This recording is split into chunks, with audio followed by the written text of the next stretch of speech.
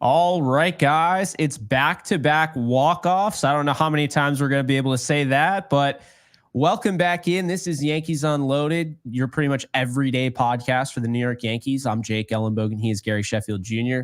And today we got a loaded show for you guys. We're going to be talking about this game, 2-1 ball game for the Yankees. Huge win against the Red Sox, a team that has been a thorn in their side.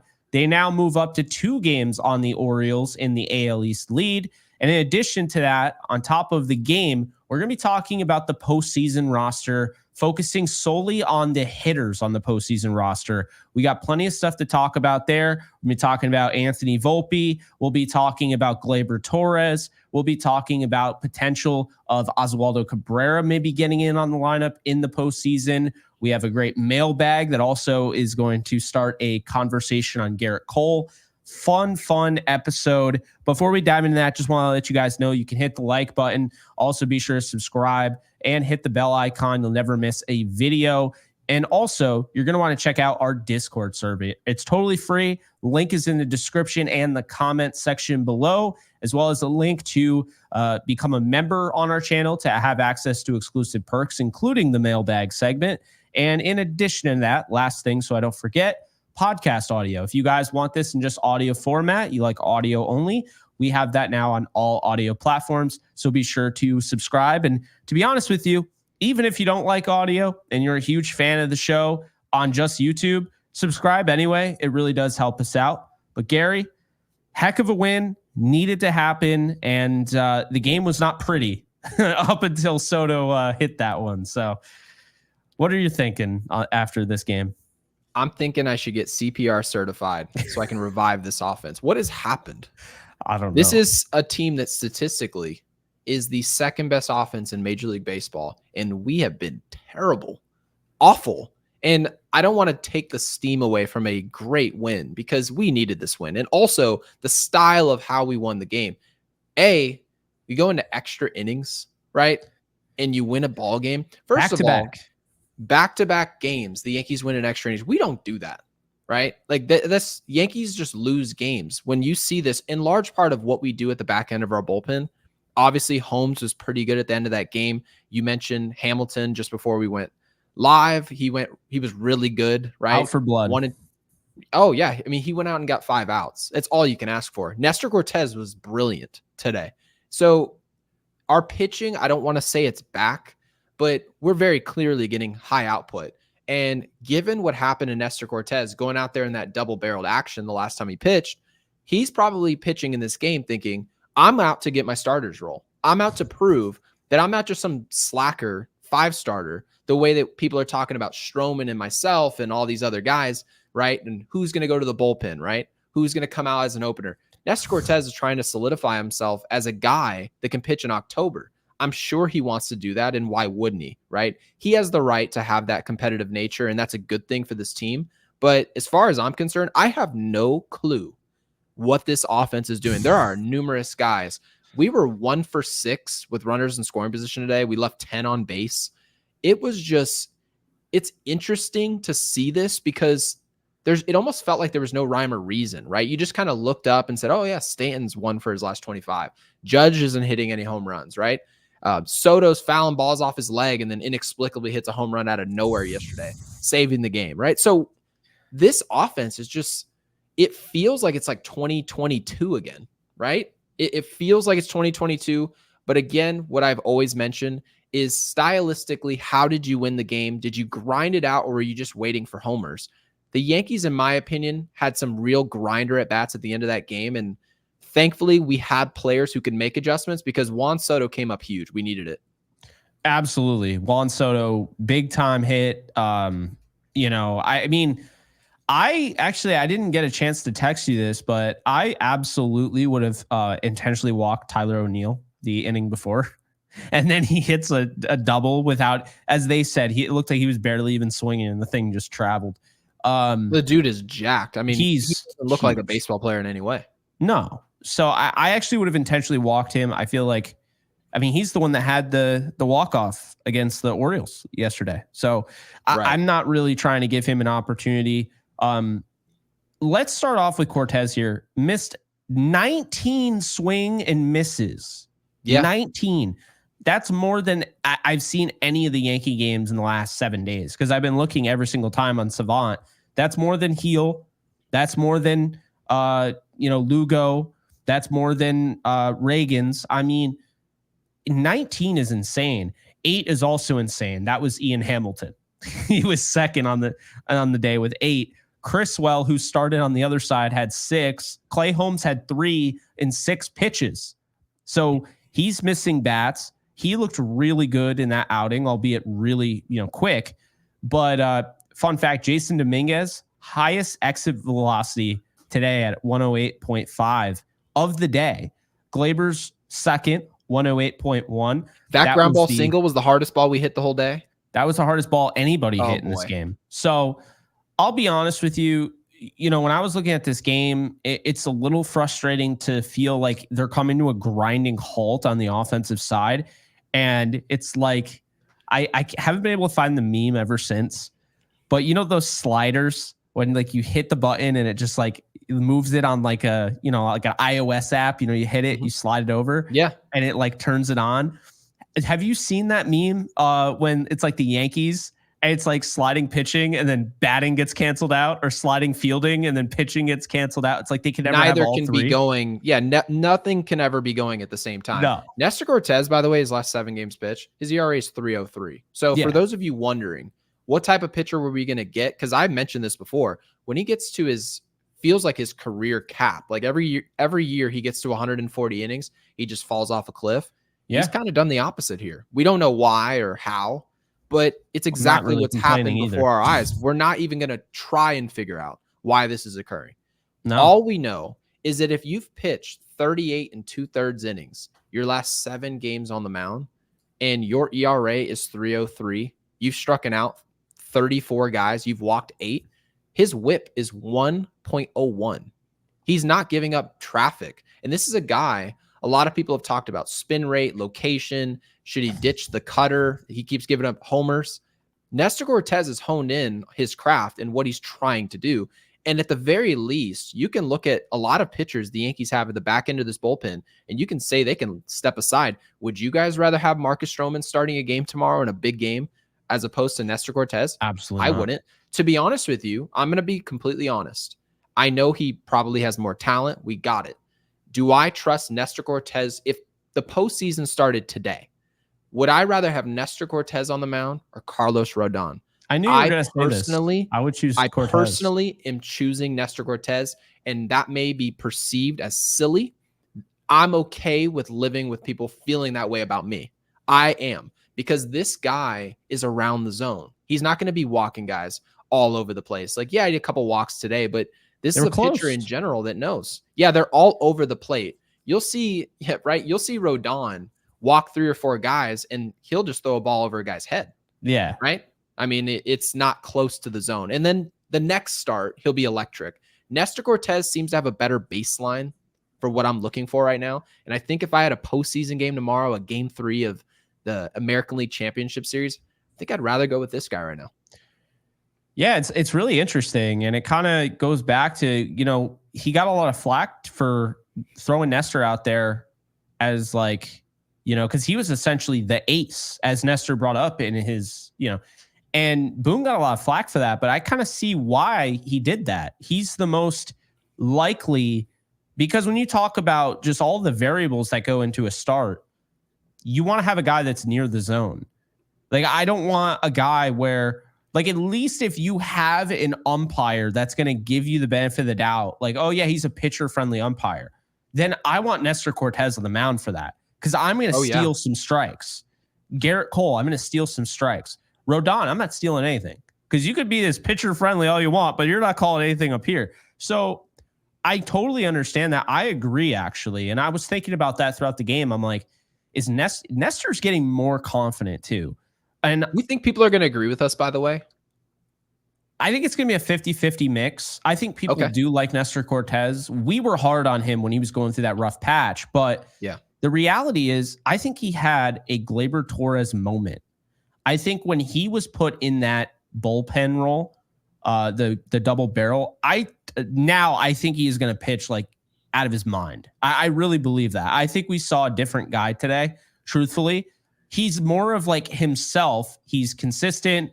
He keeps it around the strike zone. He's not wild, but he's throwing some heat today that I haven't seen. I mean, I'm not saying he was throwing 90 or like 98 or anything like that, but I mean, I was impressed. He was getting it by bats today. And again, you go back to it and you're like, this guy had an ERA over 4. You just said lately, I mean, his ERA is a little bit over 3. I mean, 9 strikeouts today. Yeah, he gave up the home run. That was mistake pitch. Guess what? It was the only mistake pitch he threw the entire day. That was the worst pitch he threw, and it just so happened that he got a hold of it. Do you know how many times pitchers get away with stuff like that? So I look at Nestor today, and I look at the combination of him and the bullpen. Ian Hamilton going out there 1 2/3, and you're seeing him 21 pitches, 3 strikeouts. The movement on his pitches is back. When he was struggling on this show, I said, I don't think he's healthy. He had the lat issue, remember? Then he goes on IL, and now all of a sudden we don't see him for months. Now he's back. He looks ready for the postseason. Tim Hill is trying to make a case why he should be on the postseason roster. That lefty, he's the only lefty on, in the bullpen. He looked good today. Canely was a little shaky, but even still, he's been really good. And Clay Holmes even looked good. So it's really weird, but it feels like the pitching is starting to turn it around. And I mean, you got to go with, just the ebbs and flows of just baseball, right? I mean, what we've seen is that the Yankees, I don't really feel like while their offense has, they're the second highest scoring offense in baseball. Mm-hmm. Have they ever felt like that this year? I don't think so. I don't feel like they feel like they're as good as they are. And that's my argument, Gary, because how many times are we sitting here like, yeah, they almost scored the magic number 5, but they came away with the win, or they score, 8, and then it's like the next game they score 1, they get shut out. I mean, obviously they've had big games to push that total. They had the big series against the Brewers where I think they scored 40 runs. And I think a lot of that, they've had those big blowout wins. And I think more often than not, they're more of a 4-run baseball team. And that's how I see the offense. I see an offense that is underachieving. They have a really good 1-2-3 punch now, but we're not seeing enough out of guys. Like, first off, I think now we can move on to the lineup in this game. Mm-hmm. Anthony Volpe comes up with the bases loaded twice, gets 0 RBIs. I understand both occurred with 2 outs. But the reality is you were 0 for 3 in runners in scoring position today, okay? The Yankees left 10 guys on base. They came through with the win, but what are we talking about if they lost this game? We're still talking about the same thing, because just because they won doesn't mean this goes away. We're talking about a postseason team that is trying to win the World Series. So, look, I'm not trying to poo-poo on everyone's parade, but I know Yankee fans, I know they're going to be upset with Volpe's outing. And it's not all on Volpe. It's on Rizzo as well. These guys have to be able to come through. John Birdie is more valuable than those 2 guys at the bottom of the lineup just being a pinch runner. He scored the 2 game-winning runs. Him from second base. He's done the same thing, deja vu twice. He's helped more in those 2 games than Volpe and Rizzo. So I think, we got to bring up that argument there. But all in all, I'm glad they got the win. I just think, Gary, as podcasters, as analysts, I would call us for this team, I think it would be doing a disservice to our audience to not call out stuff like, as much as we love Chisholm, the caught stealing was horrible. It was absolutely it was so bad. It's like he thought he was invisible. I have no idea what he was thinking. Stuff like that, Yeah, that situation. Now, most often, Chisholm is a very smart player, very instinctual. We actually just talked about it yesterday. Yeah. And to take off to second base as the trail runner when a catcher is potentially stealing second base is just a blasphemous mistake to make. You cannot make that mistake. And I understand, I've mentioned this before, I can deal with mistakes in May. I can deal with these type of mistakes in spring training, right? If he was playing for the Marlins and you do this and you go, oh, well, I guess I'll pick it up next time and get it going for the regular season. But to sit here in mid-September and to make a mistake like that, we obviously in October, the margins are 1 or 2 runs max every game. You cannot make mistakes like that, and he knows this. So I'm not going to harp on it too much. Had to be brought up. It was a dismal mistake in a 2-1 game. Yeah, you can't call out guys individually and then just be like, yeah, well, we love Chisholm, so we'll let him get picked off. And I mean, Austin Wells has like 2 stolen bases. I mean, he wasn't going. He wasn't moving. Like he is. I don't care if he was Ricky Henderson. If Ricky Henderson takes a big secondary and pretends to run, the only reason you should be going to second base is because you've now confirmed as the trail runner who's not going to be thrown. They're not going to throw the ball to second base. You wait until you know for a fact that Ricky Henderson is taken off to third base. Then you decide to go to second. You don't make that type of mistake. It ended up being a 2-1 game, and it kind of goes to show you that mistake may have cost us a game. And when you're talking about a 1.5 game lead at the time, that could be the difference between a 2-game lead, which we have right now, and something else, and losing this division cannot happen, right? But then we're also, when you just mentioned the lack of consistency, it feels like we're not the second best offense. And I would tend to agree with you. The Yankees, I'm sure, would give you the answer of, we probably thought we were getting a lot more out of Anthony Volpe. We likely thought we were going to get a lot more out of Anthony Rizzo. We didn't expect well, actually, I shouldn't say this because obviously our general manager said that Stanton was going to go down, and he did, right? So, and Stanton's gone ice cold this last few weeks. He's been he'll be fine, right. by postseason. So when it comes to inconsistency, you can't have Stanton go ice cold, and then you have Dominguez won't play against lefties. You've got Verdugo being ice cold, and he recently started hitting. Volpe can't hit water if he fell out of a boat right now. Rizzo, who we mentioned, is a player that we were hoping had a better opportunity than Ben Rice and DJ LeMahieu to be league average. He's been an absolute barnyard explosion. Terrible. So when I say these things, the Yankees probably look at that and say, well, if they gave us close to what our expectations were, the bottom of our lineup would be formidable. And that is true. But, you can't make these type of projections. You have to live in reality and what you're actually getting. And so the Yankees look at it right now. The current version of Anthony Volpe is a 249 hitter with an ops that's 45 points below league average. So that's the player we have. It's not about what they thought he would be. It's about who he is. And by the way, Jake, I know I talked to you before we went live about this quote from John Smoltz. I had to bring it up. It was absolutely insane. And by the way, I don't even necessarily, yes, we all miss it. I don't even necessarily blame John Smoltz because this is a narrative that's going around Yankees land, all this crap, right? People keep saying that Anthony Volpe is a player that they project as a superstar in this league or a very, very strong player in this league. There's nothing wrong with that. But they don't read too much into what he did his rookie year. He hit 20 homers. He hit about 200 and struck out a ton. So everybody said the adjustment was going to be to flatten out his swing, and doing so would cut down on the strikeouts. He's going to work on the walks, and his average should spike, right? He's not going to be a 350 hitter, but somewhere near 275 to 280 is what we were projecting. That would be awesome, right? Anthony Volpe laid an egg this year offensively. He's been absolutely putrid, terrible in all senses of the word. Now, this is not personal. That's what his numbers suggest, okay? And he would tell you he's hitting awful. His glove's awesome. His bat is terrible. It's a noodle. So here's what John Smoltz said, and a lot of people are saying this. Well, it's only year 2, and this kid is 23 years old, right? Derek Jeter had a slow start to his offensive career. People forget that it took him time to start hitting in the big leagues as well. John Smoltz said this. Now, mind you, John Smoltz is a Hall of Fame baseball player who very clearly, in theory, should know the game of baseball. I know he knows the game of baseball, but to get on air and say something like that, to which he has absolutely no clue about, and I'm not just going to say something that I don't know about or that I didn't research. Here's the numbers, okay?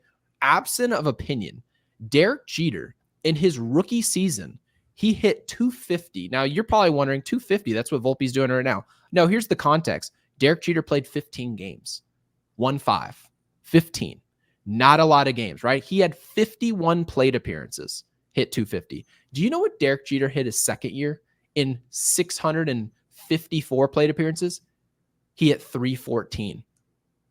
Derek Jeter was a star at 22 years old. So I understand we're not trying to project Anthony Volpe to be Derek Jeter. It's not what we're doing here. But let's stop this charade that it's okay for Volpe to be dismal for 3 or 4 years of the beginning of his career and just say, well, he's still 24. This is professional baseball. By the time you're 30, right? In the real world, you're not that old. But in baseball, that's like the back half of your career already. So stop acting like dudes who are 23, 24 years old are just like have placenta on them. They don't. They are not that young. Stop acting like this isn't a grown man. Anthony Volpe is not hitting, period. So they don't have to look at a player that's a superstar and be like, well, he got off to a slow start, so it's cool if Volpe does. That player that you mentioned didn't end up being a great player. Most great players in Major League Baseball who were untouchable prospects and ended up being great players, yeah, those guys hit at a young age. They just did. So I'm cool off this whole idea that Anthony Volpe's got till he's 26 to start playing well in New York as an offensive guy. I think it's a joke. I do. Yeah, I mean, his runners in scoring position average this year is 213. I mean, it's, and that showed today. I mean, here's the thing, Gary. If you look at the splits of wins and losses for a lot of these guys, you'll find that batting average and all that stuff doesn't actually amount to wins and losses. You know what I mean? Like, if you really look at it enough, certain players don't impact the game. Volpe in 62 losses is batting 239 with a 597 OPS. In the Yankees wins, he's hitting 260 with a 732 OPS. Now, is 260 great? Not really. But him at his worst, it's almost like the Yankees are guaranteed to lose when he's not hitting. So that's kind of, there's a really, and I want to hammer this home here. When you get to the postseason, the margin for error is so small that I could make the argument Volpe is not right now hitting well enough. Right now he's in 206 in September, October. Obviously October hasn't started, but that split 406. It's the worst OPS of his season for a month. Now he's only had 10 games, but that's concerning. Last month he had 247. He had a 683 OPS. July, he had a 235 batting average, 653 OPS. June, 220 batting average, 547 OPS. Really, he hasn't done anything since May, 293 with an 812 OPS. That was really all of what we were hoping Anthony Volpe would be was in May. But the reality is June, July, August, now September, Volpe has been a below average glove. I mean, he's just a glove. He's not even, a hitter. So that gets to the point now where it's like you have to make a tough decision. And this brings us into our thing here. We're going to talk about the postseason roster. We're going to be just focusing on hitters. I think we talked about pitching enough.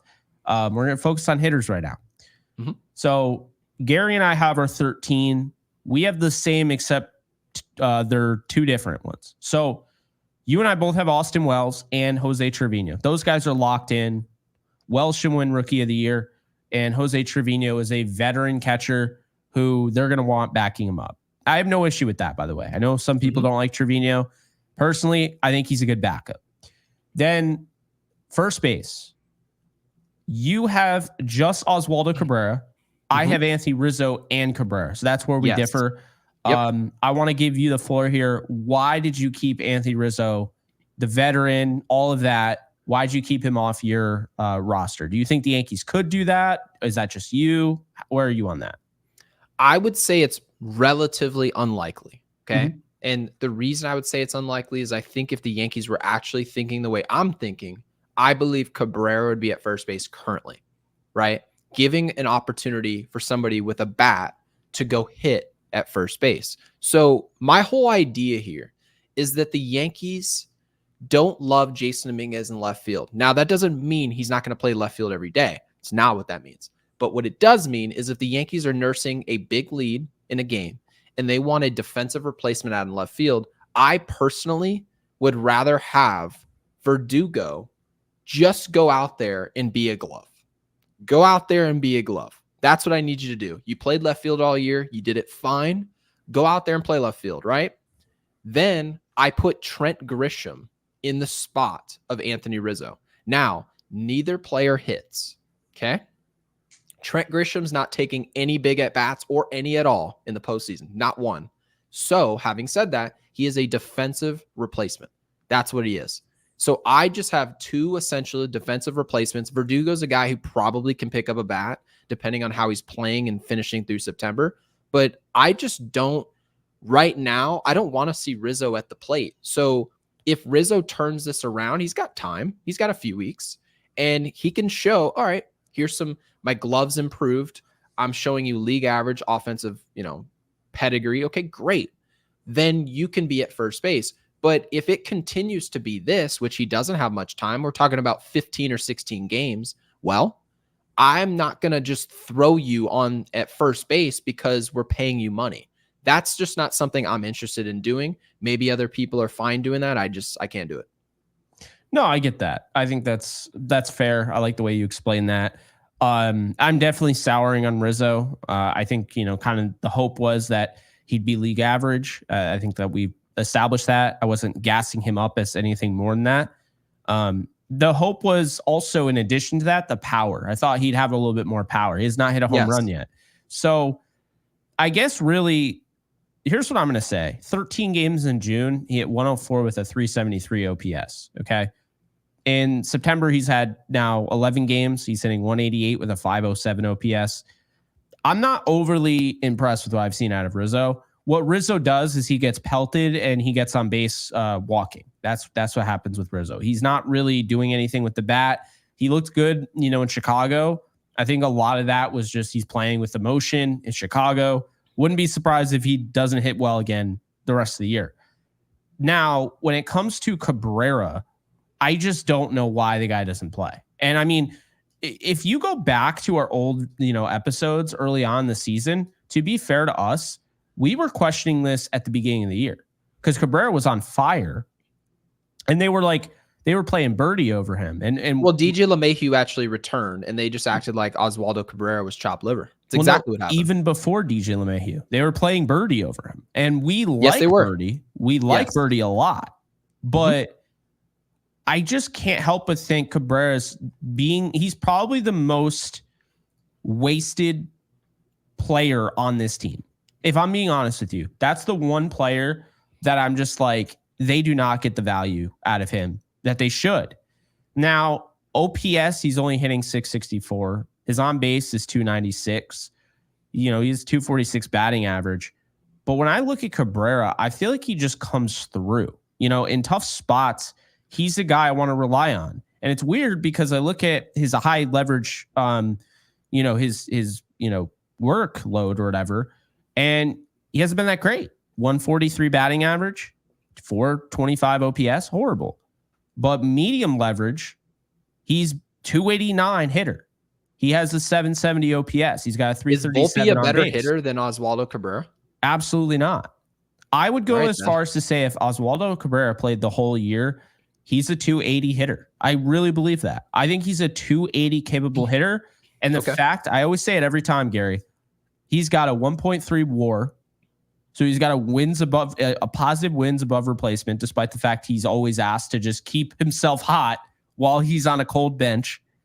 I don't know how he does it. Truthfully, I don't know how he hits as well as he does, considering he's so sporadic in his usage. I mean, here's kind of an interesting thing here. The Yankees have won 45 games he's started. In those wins, he's hit 299 and has an 816 OPS. So he impacts the game. Yes. And when he starts 29 games in those 29 losses, he has a 164 batting average and a 434 OPS. So he's actually a very impactful player because when he's at his best, they're winning games. And why is that, you may ask? Because believe it or not, hitting 8th, 9th, 7th, getting that production out of your 7th, 8th, 9th hitter is going to be a determining factor whether or not you win a baseball game. And I know it sounds crazy because you're thinking, well, I just need Aaron Judge and Juan Soto to hit for power. Yeah, but now I don't need that. Now I just need them to do their job, get on base. And if I'm getting a 7th or 8th or 9th hitter hitting home runs and, doing what he's doing and being, damaging, now I'm going back, rolling over to the top of the order, and he's on base with speed for Gleyber. He's got way too much at his disposal where I don't know why he's not playing. Now we have an idea that it wasn't just kind of a thing we conjured. Like, we knew they had played him at first before 9 times. So we said he should play first base. Rizzo comes back. Now Rizzo's playing first base. Looks like a much better fielder than he was before the injury. However, Aaron Boone said he is the backup everyday first baseman. Now, he can also play second, short, third, left field, center field, right field. He can DH as well if they need him to. He needs to find his way in the lineup. I can't believe I'm saying it because early on in the year, I was petrified of the idea that Oswaldo Cabrera is going to be our third baseman. I remember that. I like him, but the start of the season, I was like, he chases everything. He just strikes out like crazy. Well, guess what, Gary? He's very high in chase rate in a good way, right? On Savant. That's the one thing that he has a really, really good, grade on. And that tells me it might be a small detail. He's not going to hit the ball out of the yard all the time. He's never going to be, surprisingly the top guy for exit velocity in a game. But what it tells me is that he's worked on things that he can control. Okay. I used to chase pitches out of the zone. He's clearly worked on that. He doesn't do it anymore. He is more reliable. His downs are not anywhere near as bad as Volpe. His ups are way higher than Volpe. I just don't even know how you can go into the postseason and not have him in your lineup every day. I think he's going to make a huge impact if they let him play. And I'm basically pounding the stump. I have him backing up Rizzo. That's how I see it, them doing it.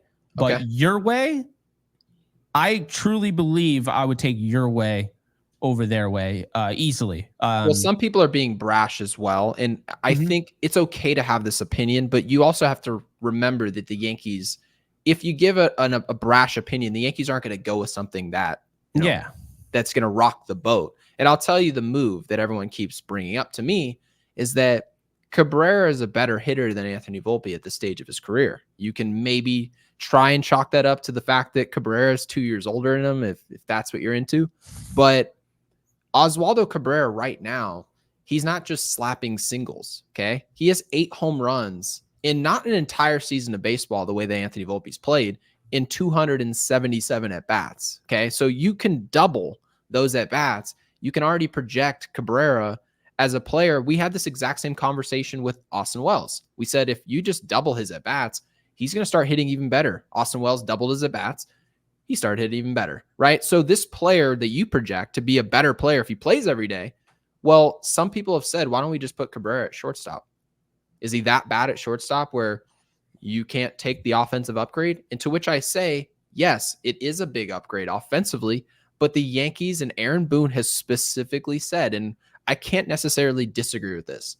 If you have a really good offense and you expect Judge to perform, you expect all these guys, right? Soto to perform, Gleyber Torres to perform, Jazz Chisholm, right? So you've got talent all over the field, but do you need that extra bat at shortstop, or do you really want a defensive anchor at shortstop in the postseason, right? Boone has specifically said we need his glove at short. They're buying into it. So whether or not we agree, I don't even really have an opinion on it. I just accept what they've told me, and I know for a fact it's not going to change. So I don't even want to sit here and try and argue like about that. Yeah. Just accept that that's not on the table. And that right now, if first Cabrera finds his way on the field, he is at first base. That's where he's got to be. No, I agree. And I mean, if you want to keep Rizzo in the lineup for whatever reason, then you got to find a way to get Cabrera in the lineup. And those are, the first baseman that we have. Gleyber Torres at second. You and I both have. I think the real question is not, is he going to make the postseason roster? The real question is Is he going to be on the roster next year? Is he going to be signed to a deal? And every day that goes by, Gleyber has just continued to make the most out of his opportunities. He's been spectacular in the leadoff role. And I just think he's gotten to the point where he's one of the best leadoff hitters in baseball, as I said before we went live. He's hitting 366 in September, Gary. He hit 276 in August. He hit 250 in July. I mean, if you really think about it, Gleyber was never terrible. He just didn't show effort, and that's when he got called out. And now he's not even like bad anymore. He's not even average anymore. Now he's hitting above average, and coupled with that, he's displaying effort. So you have a player that's hitting 438. He has a 438 on base percentage in September, and he's got an OPS of 852. Now he's starting to look like the player that the Yankees traded for from Chicago. Like, this is what they envisioned. Like, forget all of the, okay, he hadn't hit a home run up until today in September. He doesn't need to. Although that home run was the reason they even got to extra innings. So you can't forget about that. But yeah, Gary, isn't it interesting, though, how Gleyber Torres just used one moment where I think half of the league, I think is fair to say, would have demanded a trade, would have been asked to be released, would have been like, I was embarrassed. My manager threw me under the bus. And what did he do?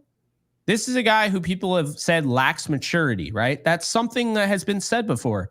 Well, Gleyber went out there and he made the most of what the example that was being set by Boone. And I know we've talked about this a lot, but I can't stress enough how impressed I am with Gleyber Torres. Because if you go back, okay, when was he benched? Do you know when he was benched? I think it had to have been July, right? I think it was in July. So. Yeah, I think it was in July. Or early August.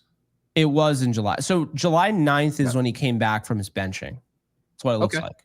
There you go. So 52 games since he was benched. He's got a 291 batting average.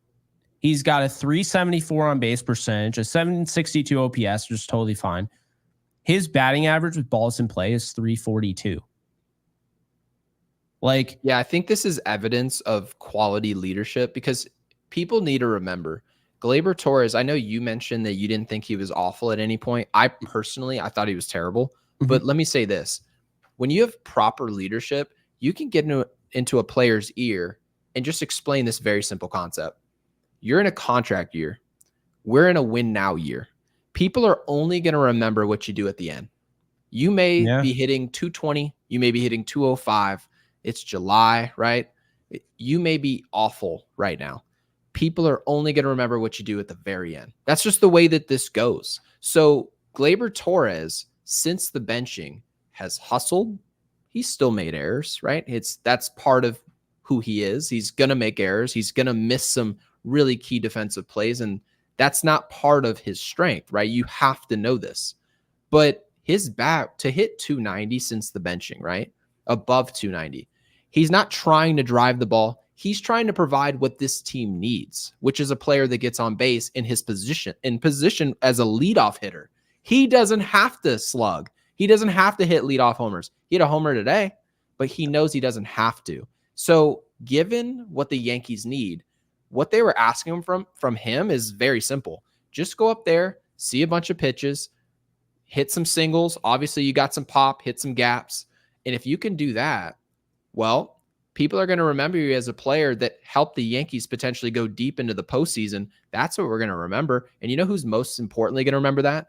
All those other teams that are going to be offering him all that money. So you guys can think that Gleyber Torres maybe doesn't deserve a contract of $100 million or $85 million because of what he did in the first half of the year.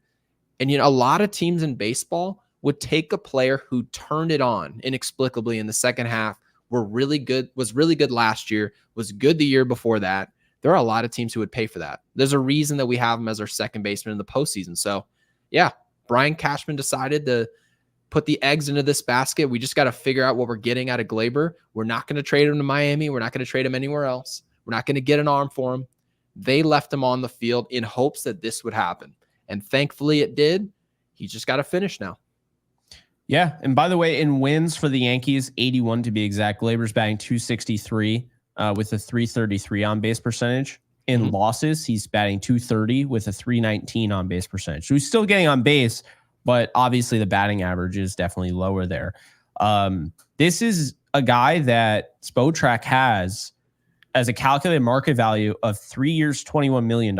If the Yankees could get him for anywhere close to that, he's back without a doubt. But to me, he's a 27-year-old who's getting better and better and better as the season progresses. The postseason is going to be everything for his market value. I don't really think people are going to care about the defensive aspect of it. I think we could probably see, Nico Horner got 3 years, $35 million, about $11.6 million a year. I don't think he's getting $100 million, Gary. I don't. There's just too much time this season where he didn't show a $100 million player. Does not matter what the league is at. He's just not getting that. But I think he could get $15 million. I do. I disagree. I'd push back on this market value. And I think the Yankees would be okay with $15 million a year. I do. I think he's going to sign a Teoscar Hernandez deal. Teoscar Hernandez signed with the Los Angeles Dodgers. He signed a 1-year deal for $23 million a year. That's the deal I think that Gleyber Torres is going to get. I think it's going to be past $15 million a year, but you don't get a player who can do this in the second half of the year, not take any risk at all. You don't get a player like this for a 1-year contract who can hit 300 in the most important time of the season at second base. It's not going to happen. So no. Is it ideal to give a player who can do what he just did in the first half? No. But when you give out these contracts, you don't all the time get to pay someone what you think they deserve. They always get more than you think they deserve. Did you think Carlos Rodon was worth $162 million? No, nobody did. But a lot of people were willing to give it to him because the market says if you don't give him that amount of money, you don't get the player.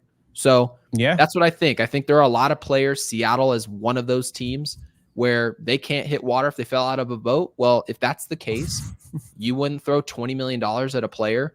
You don't have to pay him next year. You just get him in 2025. I think a lot of people would do that. So it wouldn't surprise me at all to see Gleyber go just based on the market and desperation across baseball to find a player who can hit like this. Gleyber Torres is still a good player in this league. He's just obviously massively inconsistent. Yeah. And you're paying $15 million to DJ LeMahieu. So you're telling me Gleyber Torres is where you'd be like, oh, you can't do that. I don't know. I paid Josh Donaldson $25 million. Yeah. I think there's an angle there to be like, yeah, we love Gleyber, but we have some young guns that we're really excited about. We've been waiting on Caleb Durbin, right? Vivas and Peraza, but I think he's going to be back, Gary. I do. Because I think the real reason is that he is loved in the clubhouse and he's making an impact on the field. You know who's loved in the clubhouse? Anthony Rizzo. He's not making an impact in the field right now. You know who's loved in the clubhouse? DJ LeMahieu. Not making an impact on the field. So I don't feel confident saying Rizzo and LeMahieu will be back. I feel confident saying Gleyber will be back. And there's no way they're picking up that option with Rizzo. It's just absolutely not. So we move on to Volpe at short, which we talked about. There's not a better option there, not right now, no. So that's where we're at. It sucks Peraza doesn't get on this roster because I was encouraged with what he did in 2022's postseason, but it's just until the MLB figures this whole postseason roster out, I don't understand how it got, basically it collapsed from 40 to 26. I just think that's ridiculous. But he's not going to be on the roster. Jazz Chisholm at third, John Birdie at third. Then left field, Jason Dominguez. Left field, Alex Verdugo for me. Center field, Aaron Judge. You have Trent Grisham. And you do not have Rizzo. I have Rizzo, no Trent Grisham. People hear that and they're like, you want Trent Grisham to have at bats? Are you crazy? No, he's on the roster. Doesn't mean he's ever going to see the field. But if he has to come in a defensive thing, I totally get your angle there. There's a real argument for that. Yeah, if Grisham's taking at bats in the 8th inning of a game, I'll probably storm the field. what are we actually talking about here? No, Yeah. I don't think Verdugo should be on the roster in the postseason specifically to put the bat in his hand in a key spot. I don't have Trent Grisham on my roster to take an at bat against a tough lefty, or you're going to platoon him in a situation against a righty off the bench. No, not any of those situations. The Yankees may deploy him that way because that's just kind of how they do their business, but that's not why I built this roster. If I build a roster, I have a very specific niche job I have for you.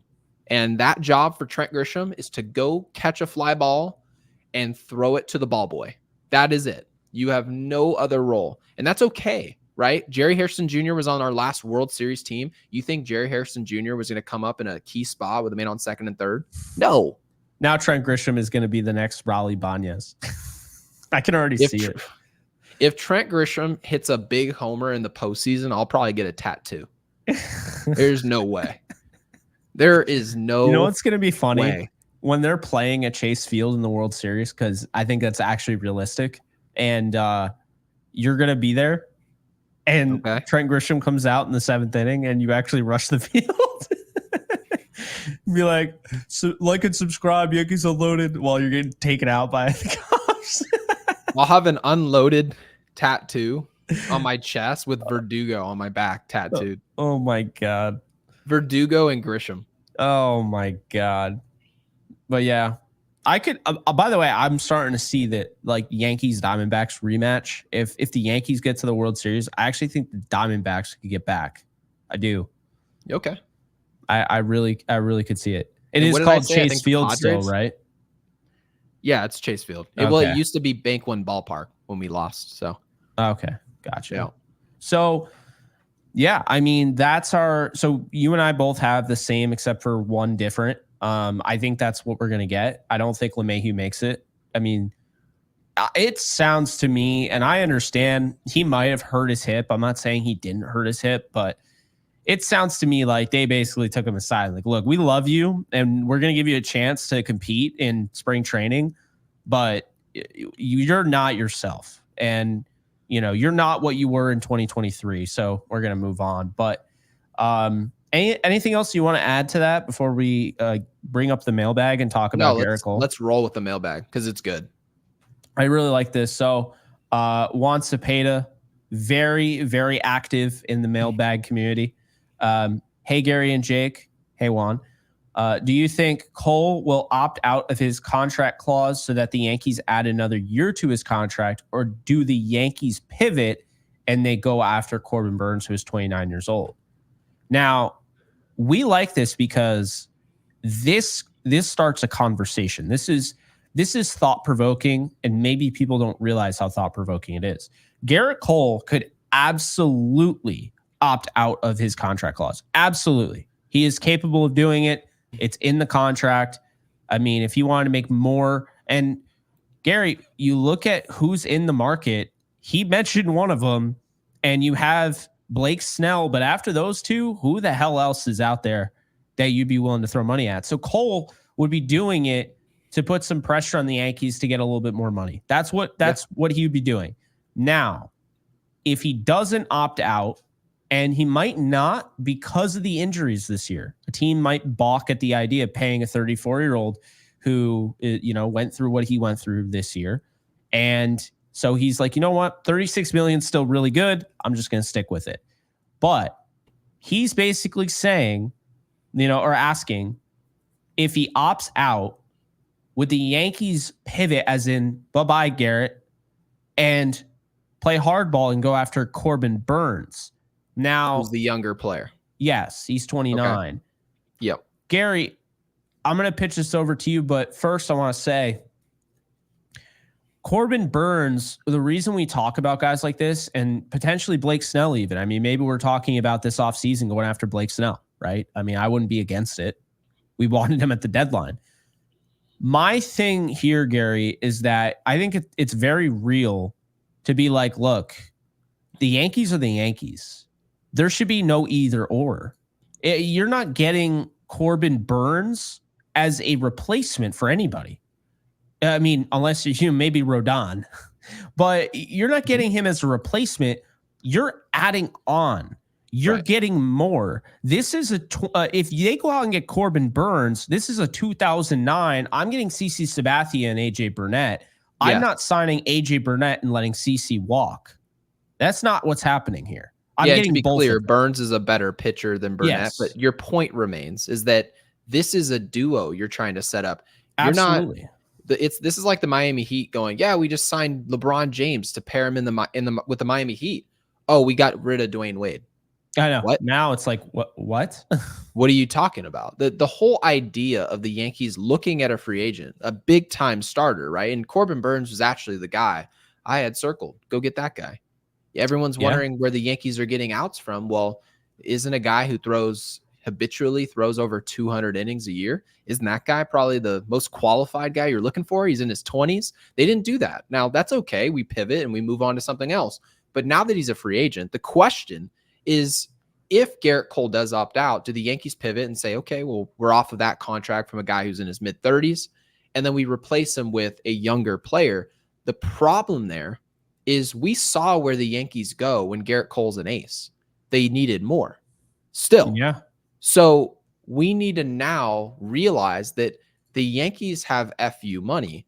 We can bring back Gerrit Cole. We can go get Corbin Burns or anybody else that you think could be an addition to this rotation. You don't look at these additions to a rotation and then get rid of your ace and think you got better. I promise you, whoever the Yankees get next year via free agency or via trade won't be better than Gerrit Cole was last year. He won't be. He probably won't even be better than what Gerrit Cole will be in October this year. So you have to look at this as not an either or, but a both. Both of them, as Shannon Sharp would say, since he's in the news this week. But let's be very clear here. Yeah, he is in the news. But I mean, let's be clear. The Yankees, if they want to be the Yankees, it's not, oh, well, let's fix the fender this year, right? Oh, let's fix the windshield next week. No, fix the whole car. Do it all. And that's what the Yankees, that's like one of the luxuries of making way more money than everybody else, is that you don't have to make these hard decisions. You just get to say, let's bring back Gerrit Cole. If he opts out, then let's work it out. If he doesn't, awesome, bring him back. And now we can look at Corbin Burns, the new shiny toy. That's the luxury of being us. We look spoiled because we always get to say, that new guy, right? Yamamoto, let's go after him. We keep doing that because we've got the money to do so. So I thought it was a great question. Both of them. Both. Yeah. Now, want to bring up calculated market value for Gerrit Cole is 35.8, which he's currently making more than, I believe. He's at 36. Yep. So 36. Spotrac is saying with the expected regression and everything, he's worth pretty much what he's getting paid. He's actually worth a little bit less than what he's getting paid. Okay. And the base calculated, which is factoring in just essentially the contracts that are comparable to his contract. So Zach Wheeler getting $42 million a year at age 33, Max Scherzer getting $43 million a year at age 37, Jacob deGrom getting $37 million a year at age 34, and Justin Verlander getting $43 million at age 39. That factors all in would mean that Gerrit Cole would get $41.8 million a year. Now, that would be a 6-year, $250.8 million deal. And I guess that would be the only. Now, I would say this. I actually could see an opt-out here kind of coerced by the Yankees. Okay? Hear me out. Yep, I'm here. Gerrit, we'll give you way more money than you could have ever imagined per year, but we're slapping away that age 37, age 36 season. So we get you for 2 more years. Gives them more flexibility. You know what I mean? So do you think Gerrit Cole would consider just flat out taking a pay cut the way Jalen Brunson did with the Knicks? I'm not saying he should. This is his business. This is his money. It's for his family. He would if Boris wasn't representing him. Right. But at the same time, Jose Altuve is a player who said, I don't care about how you normally do your business. Bring me back to this organization, and it doesn't have to be on a 10-year deal. Right. Yeah. So the player opt-out, to be fair to him, has been all media spec. It's media speculation. It has not. He has not said one thing about this, but he has a consistent $36 million a year Okay. Are you going to give that up? I mean, I don't know if the Yankees are going to be running to give him more money after this season. If he opted out the year prior, like if he had an opt out the year prior after the Cy Young year, I think he could have gotten the Yankees at $42 million. But well, they probably aren't going to give him more money, but the whole idea, if they did, they would be essentially saying, we'll buy out the length. So instead of going longer in the contract you just mentioned, we'll give you more money right now. Very similar to what you saw out of Trevor Bauer, right? He went to the Dodgers and he ended up getting over $40 million a year at a time players weren't getting that type of money. Well, the reason he got it was because he signed for a 3-year deal. But if he got an 8-year deal, nobody was signing Trevor Bauer for $43 million a year. The Mets did it, right? You did it with Scherzer. You did it with DeGrom. They threw huge money at players because the deal was short. It's not a ton of risk. It just wasn't. So maybe the Yankees perceive his contract at the end like that. Let's just pay him a ridiculous amount of money while we know he's giving us an output. And then by the time he's old and beat up, potentially, we don't have to pay him at all. I don't think it'll happen. I think he'll just stay with the contract. I see the thing. No, he's going to opt out. Why? This is Boris genius. This is very smart because the Yankees aren't going to want to go through all that process. They're going to want to bring back Juan Soto. That is going to be their focus. Okay. We know that. We're hoping they get Burns and Soto. We're hoping they bring back Gleyber, all that. They're focused on Soto. They are going to be like, yeah, whatever, and get this thing done because they're not going to have this hang over their head.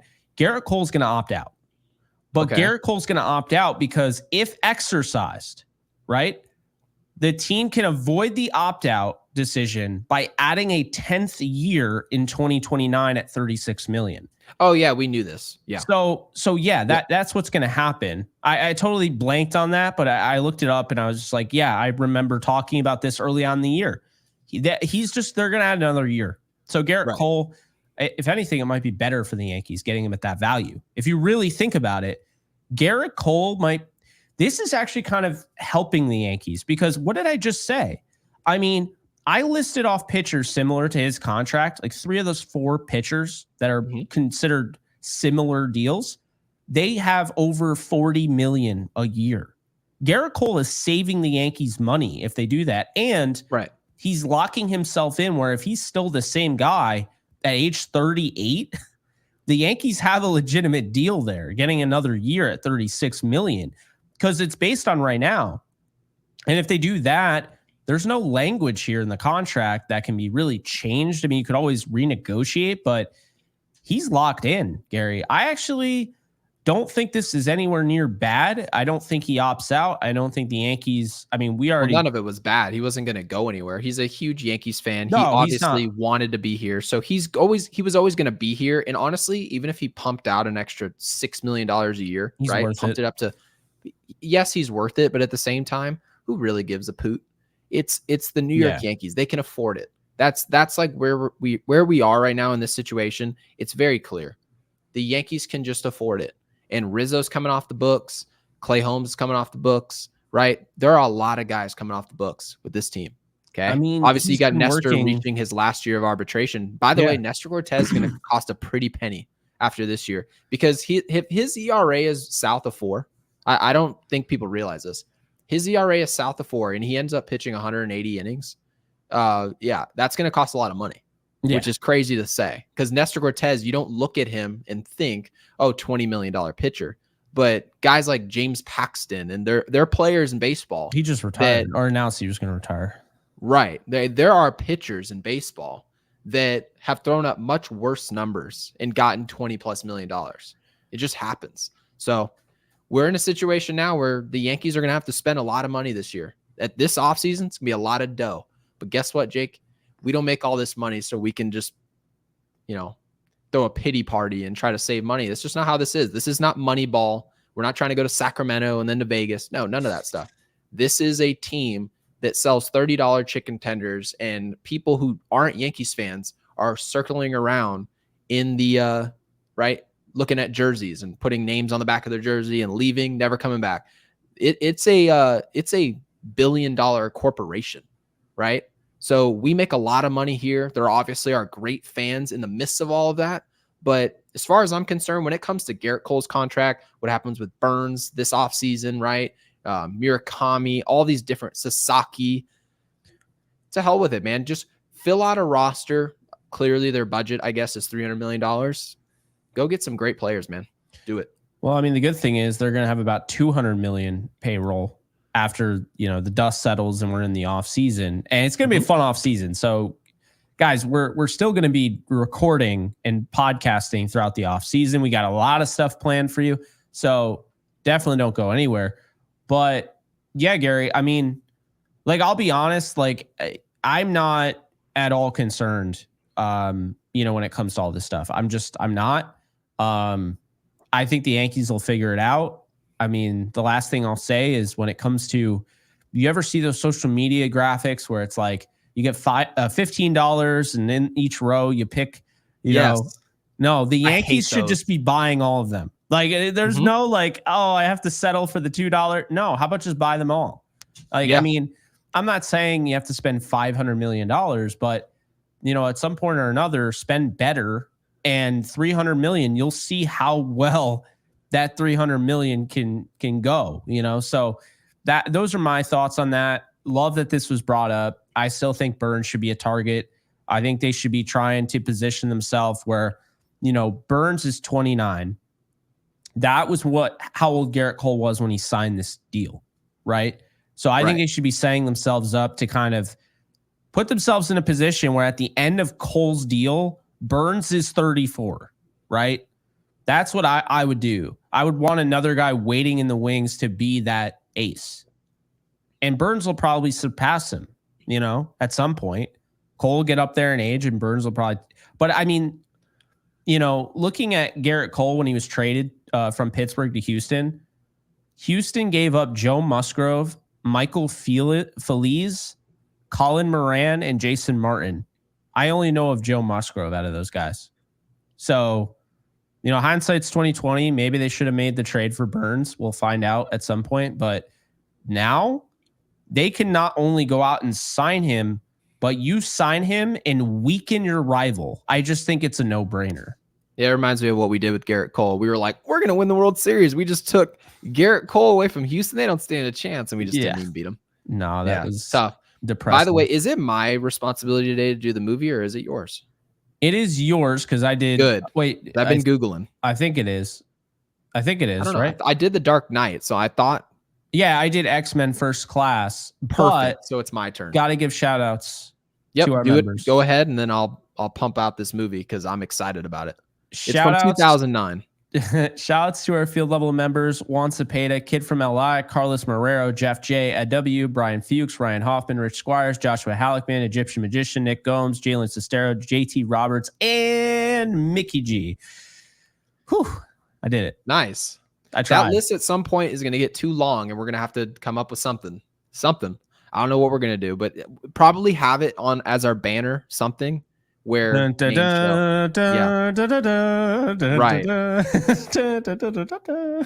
But Jake, my movie is gonna be from the last time we won a World Series. Came out in 2009.